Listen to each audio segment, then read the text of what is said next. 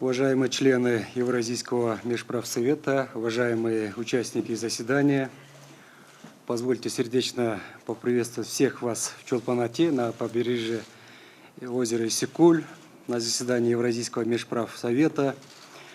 Пользуясь случаем, поздравляю, Николай Бабаевич, вас с назначением на пост премьер-министра Армении, пожелать вам успехов, крепкого здоровья и благополучия. Уважаемые коллеги, наша встреча проходит на фоне нарастающих угроз в сфере региональной безопасности. В эти дни мировая общественность с тревогой следит за стремительным развитием событий в соседнем Афганистане.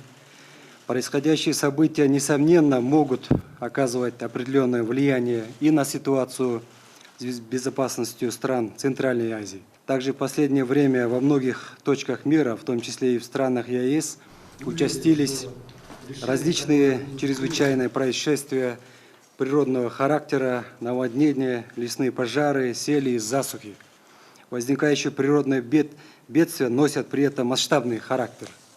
Между тем, сохраняется непростая эпидемиологическая ситуация с COVID-19. Убежден, что наш союз сообща, совместными усилиями и взаимной поддержкой сможет преодолеть возникающие новые вызовы.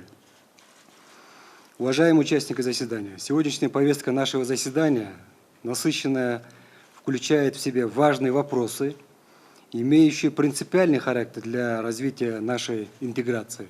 Уверен, что решения, которые будут приняты на данном заседании, придадут хороший импульс нашей интеграции в Евразийском экономическом союзе.